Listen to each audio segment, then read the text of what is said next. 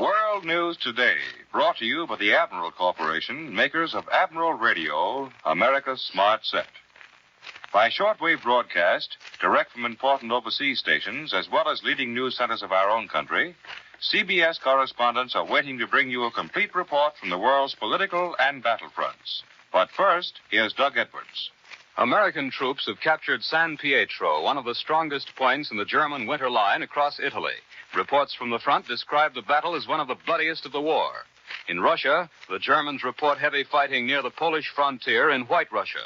American forces are still making progress on New Britain Island in the southwest Pacific, and on Bougainville, our troops have begun a drive into the jungles northeast of the Empress Augusta Bay bridgehead. And from London comes word that Prime Minister Churchill continues to improve. The signs of pneumonia are disappearing. Now for our first news from overseas, Admiral Radio takes you to CBS Algiers. Winston Burdett reporting. American troops have smashed through the Mignano Gateway to the road to Rome. After 10 days of savage fighting, our infantry yesterday stormed and captured the German stronghold of San Pietro, and so won their first vantage point to the north of the road leading westward to our next objective, Cassino. There has been no fiercer battle in the Italian campaign than this. San Pietro was taken only after American troops, in a series of frontal attacks, had seized nearly all of the encompassing craggy heights to the north, east, and south. The actual capture of San Pietro climaxed 72 hours of non-stop day and night fighting. The last assault began yesterday morning.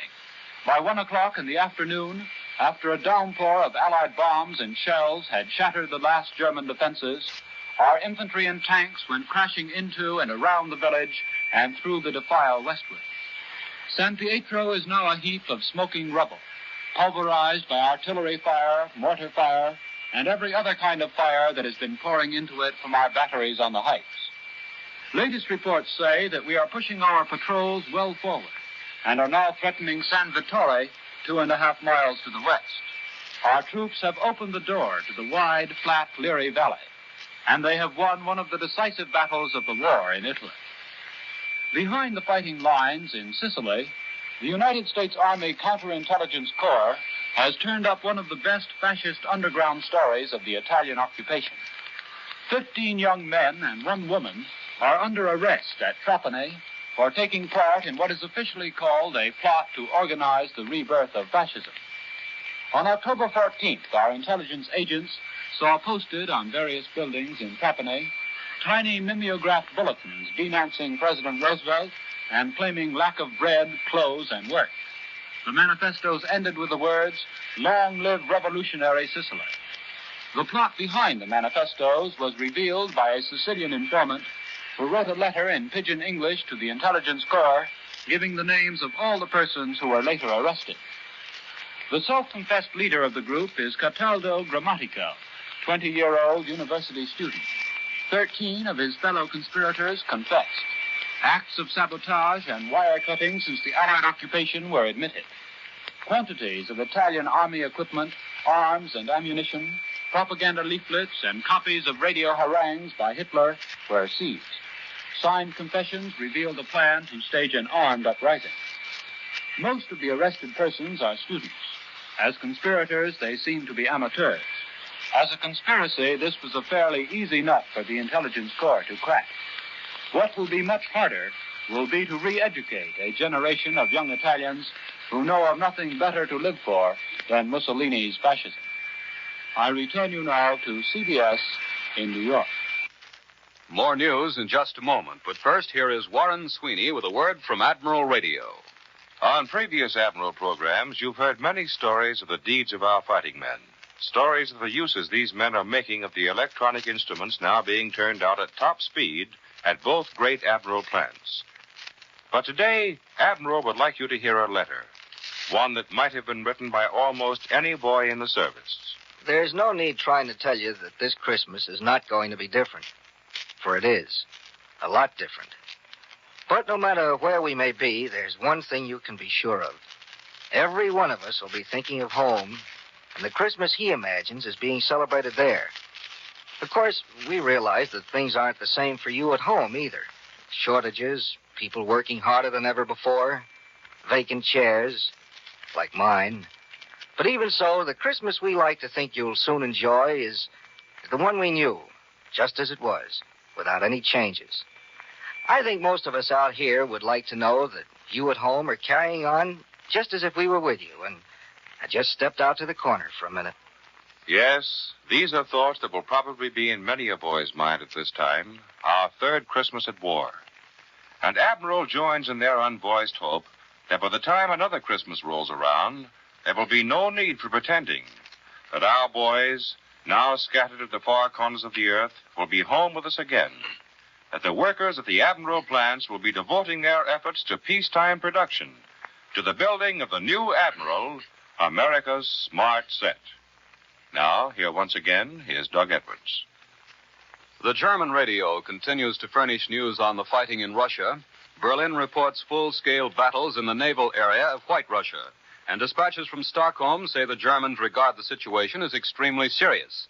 The German news agency, which reported earlier that the Russians had closed an iron ring around Nevel, 70 miles from the old Polish border, now claims the Red Army lines have been broken. The Russians are said to be using heavy armored formations in support of this drive. But there's still no word from Moscow to deny or confirm the enemy stories. From Kharkov comes the verdict in the first war criminal trials of World War II. The Soviet military tribunal has convicted 4 men, one a Russian traitor, of having participated in the mass slaying of Soviet prisoners and civilians. All 4 have been sentenced to death by hanging. They offered but one defense, that they were carrying out orders from Hitler and Himmler to destroy what the Nazi leaders called the inferior Russian race. And now for a summary of the situation on the Eastern Front, here is Columbia's military analyst, Major George Fielding Elliott. It seems highly probable that the German reports of heavy Russian attacks southwest of Nevel, which Mr. Edwards has just told you about, may be of considerable significance. It would not be the first time that the news of the Russian advances has come to us from German sources well in advance of any Russian communique on the subject. The Russians have a habit of allowing an operation, especially one of their offensives, to develop for several days before mentioning it officially. The reason this German report seems important is that military observers have for some time been anticipating a shift of Russian offensive emphasis to the north, where the ground is now frozen, and where marshes, rivers, and lakes have ceased to be, for the time being, the barriers to military maneuver, which they are in the summer and fall. The area Nevel and Vitebsk is, so to speak, the hinge of the German defense line in North Russia. It represents the junction between the German army group of the north and that of the center. The German line from Leningrad to Vitebsk is that part of the front where the German communications are now longest and most difficult. And considering the German necessity for shortening fronts and shortening lines of communication in Russia, this part of the front is that from which a German withdrawal might naturally be anticipated in due course. No doubt the eventual German plan may be to swing their left flank back from Leningrad along the shore of the Gulf of Finland, perhaps to Lake Peipus, perhaps as far back as the River Dvina. The Russians will not wish to permit the Germans to do this undisturbed and at the chosen German moment. In order to prevent it, the best method is to strike heavily at the hinge of this swinging German door, which is the fortress area of Vitebsk. Hence, a Russian advance southwest of Nevel, which threatens to outflank and envelop Vitebsk, is one which the Germans must find the means to resist. If they do not, then they run the peril of having the whole of their north wing cut off and surrounded, backed up against the Baltic shore, just as the Russians recently tried to back the whole of their south wing up against the coast of the Black Sea. But it hasn't come to that yet. These are merely conjectures. That was Major George Fielding Elliott. Millions of Americans have sent Christmas letters and packages to men overseas. For a description on just how the Navy handles this staggering transportation problem, Admiral Radio takes you to the Fleet Post Office, New York. Bill Slocum, Jr. reporting. 2.5 million Christmas gifts, each one holding no more than 5 pounds of trinkets, and each one holding no less than 1 million tons of cheer and happiness for American sailors, have or are passing over a table I am now sitting on. It's a long, rough table in the center of the Parcel Post Division of the Fleet Post Office, New York. If you send something to a sailor or merchant seaman marked Fleet Post Office, New York, you can be sure it landed here, was sorted, flipped with unbelievable accuracy into a rack of huge baskets, and sent on its way.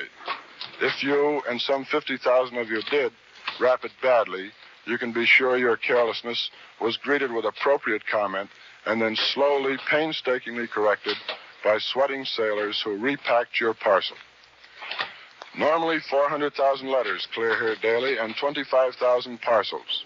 The Christmas rush was so well handled that Lieutenant Andrew Newton, officer in charge here, said there was a minor Christmas rush after the first one.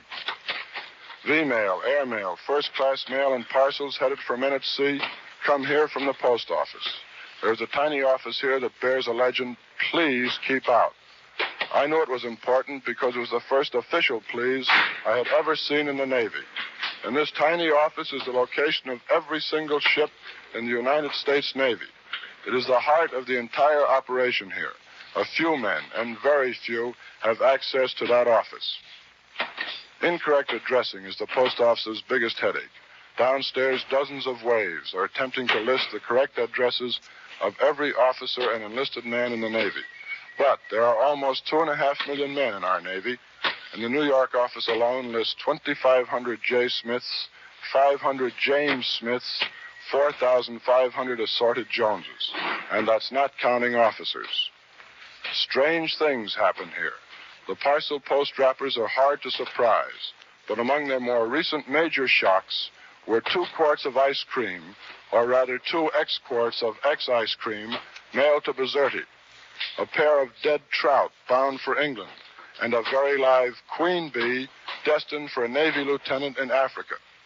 Baby dishes, teddy bears, washboards, and girdles have also popped out of badly wrapped packages.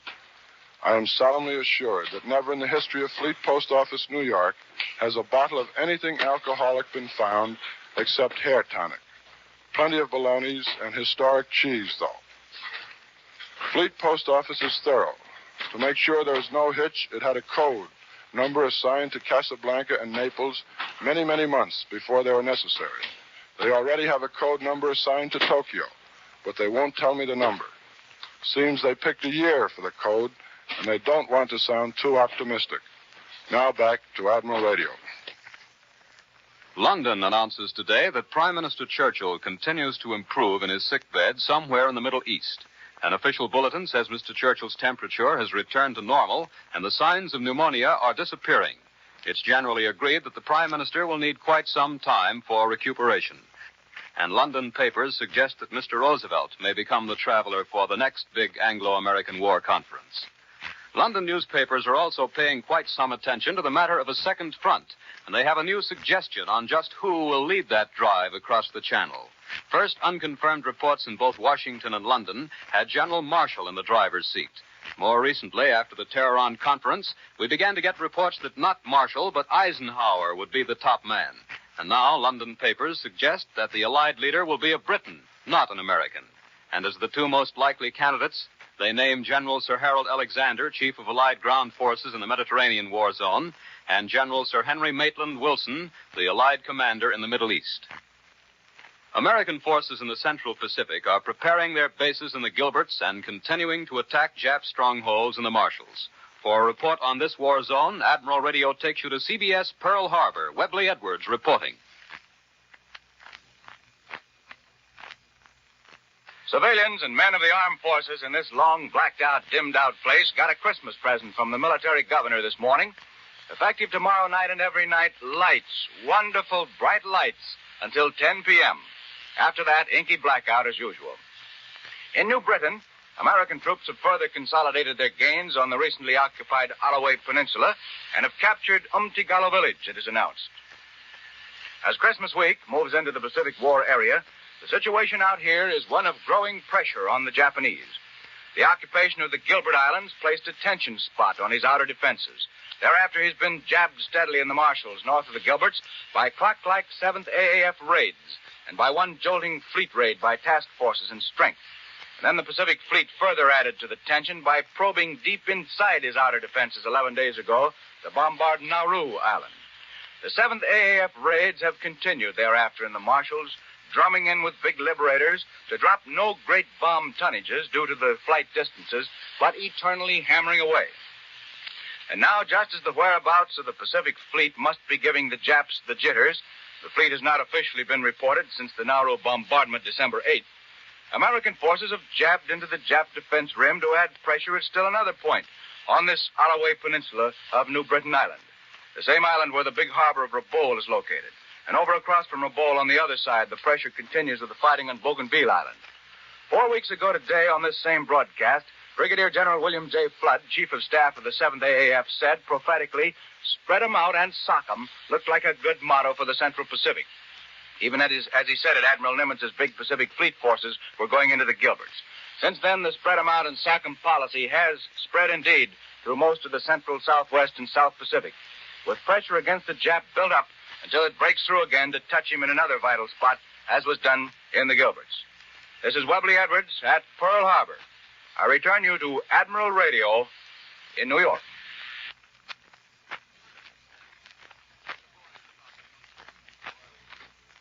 Germany this week continued to watch for signs of the coming invasion. For a report direct from one of the few neutral listening posts on the continent, Admiral Radio takes you to CBS Madrid. Glenn Stadler reporting. The law of diminishing returns appears to be operating among Hitler's satellites. Indications are that it's working well in Hungary, where there have been strong demands for immediate return of troops from Russia. These number about 60,000, but because the Germans won't permit a withdrawal, they face either being killed, captured, or pushed back home. In Hungary itself, there are about 450,000 soldiers, many guarding against attacks by Yugoslavs. Romania's situation is similar. As early as 2 months ago, reports from Bucharest told of demands for the return of their troops. Romania is more valuable to the Nazis as a source of oil, but also has 100,000 soldiers in Russia. They've occupied Odessa since its capture by German stormtroopers more than 2 years ago. Slovakia has about 60,000 men in Russia and keeps 30,000 at home. Bulgaria is not at war with Russia, but declared war on us. However, an odd story from Sofia today says the Bulgarians began to fight communism even before communism existed. They have an army of about 325,000, of which 60,000 are quartered in Greece and 100,000 in Yugoslavia. Thus, Hitler's Balkan allies show, on paper at least, a force of more than 1.25 million. This includes 6 or 7 ersatz commando divisions made up of so-called volunteers from the occupied countries, but really contain a large majority of Nazi regulars. In the north, Finland with 20 divisions, aligned with Germany, is at war with Russia, but not with the United States. Here in Madrid, where the war seems far away, entertainment has taken on a more decided international aspect. Tonight, Franco and his Palanque leaders will attend the Spanish version of Shakespeare's Romeo and Juliet. In another theater, the Scala Vaudeville show for Berlin features a Japanese dancer giving an Oriental interpretation of the Negro song, St. Louis Blues. This is Glenn Stadler in Madrid, returning you to Admiral Radio in New York. Now for a report on home front developments and an interview with a WWII captain recently returned from Britain, Admiral Radio takes you to CBS Washington. Don Pryor reporting. Washington is getting ready for Christmas. Congress will adjourn formally Tuesday afternoon and go home for the holidays, leaving taxes, subsidies, the soldier vote, mustering out pay, and other issues to be ironed out in the new year. President Roosevelt and most of his family will have a quiet celebration of their own at Hyde Park. The president also will make his customary Christmas Eve address to the nation, except that it will be at 3 o'clock in the afternoon this time, and it will be directed primarily to fighting men around the world. Just a few minutes ago, President Roosevelt began an urgent conference at the White House with railroad and union officials in an effort to head off the threatened strike of operating railroad men. The strike is set for December 30th, but private information here is that the unions will postpone the deadline, using the threat as a lever to force negotiation of their wage demands. They want $3 a day more. Selective Service said last night that 1 million fathers will be drafted by July 1st. We brought you a lot of heroes on this program, but it can't be emphasized too much that wars aren't fought alone by heroes. Most of it is done by potential heroes, just plain GIs, and this time by women, too. So our Washington guest today is a woman soldier, Captain Catherine E. Falvey of the Women's Army Corps. Before the war, she was elected to the Massachusetts legislature, and she's still a member. She was a practicing lawyer in Boston, a member of the United States Supreme Court Bar. But don't let that mislead you. She's also petite and very attractive. Captain Falvey, what branch of the Army are you working for right now? The Army Service Forces. Well, you haven't been in that very long, though. What were you doing before that? I was in England. I went over there last summer, in June, to help get an organization set up before the 1st WAC Battalion was sent across. Well, were you one of the first to go over there? No, I was in the 4th group. 2 officers went over last winter to establish liaison with the British WAFs, who had been loaned to the 8th Air Force while our WACs were being trained. Then Major Wilson went over to take charge as WAC director, along with her assistant, Lieutenant Herbert. They were followed in May by 6 officers and 5 enlisted women. I didn't get there until about 2 months later with 3 other officers. Well, how did the soldiers over there react to you women? They would just walk up to you and say, "Stand still. Let me hear you say something." Oh, and what did you say? I was stopped. I couldn't find a word. Of course, most of the attention was paid to the 5 enlisted girls. They could have lost their heads just as easily as not, but they didn't. Not one of them. They brushed it all off and let it be known they were there to do a job. And speaking of jobs, what types of jobs do most of the WACs do over there now? Oh, all kinds. According to the latest count, I believe WACs are doing at least 155 jobs. All the way from cooking, stenography, driving cars, to plotting bomber courses and coordinating the big air raids over Germany. And what was your job there? Was it secret? Not entirely. I was on Major Wilson's staff at headquarters. And how about the British, Captain Falvey? The British women, for instance. What was their reaction when you WACs arrived in England? All of them I met were extremely kind and generous. They were very much impressed by our manner of speaking and our uniforms, especially our stockings.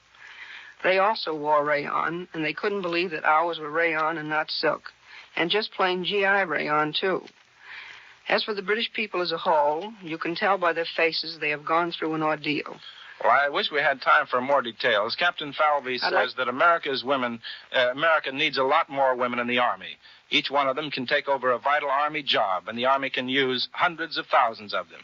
And I hope hundreds of thousands join. That was Captain Catherine E. Falvey of the Women's Army Corps. I return you to Admiral Radio in New York. And now here's a message from Admiral Radio. You know, your Admiral dealer is a busy man these days. With production of civilian radios completely halted and everyone faced with the necessity of making their present equipment last for the duration, radio repairmen are literally swamped. If your set fails to operate perfectly, however, there are certain things you can do before calling your dealer. Certain checks to determine if there is actually a structural failure. For instance, tubes sometimes jar loose, and all that's necessary is to push them back firmly in place again. As a wartime service to you in helping to keep your set in working order, and to help save the time of your busy dealer, Admiral has prepared a home checkup chart listing some 20 things you can do before calling your dealer. All you need do to obtain one of these charts is ask for it at your Admiral dealers or address a letter or card to Admiral Radio in care of this station. The simple directions on the home checkup chart may save you the expense of a service call. Get an Admiral home checkup chart from your dealer or drop a card now to the station to which you are listening. The Christmas holidays always place a heavy burden upon our transportation facilities. This year, with thousands of servicemen going home on Christmas furloughs, the strain will be greater than ever before.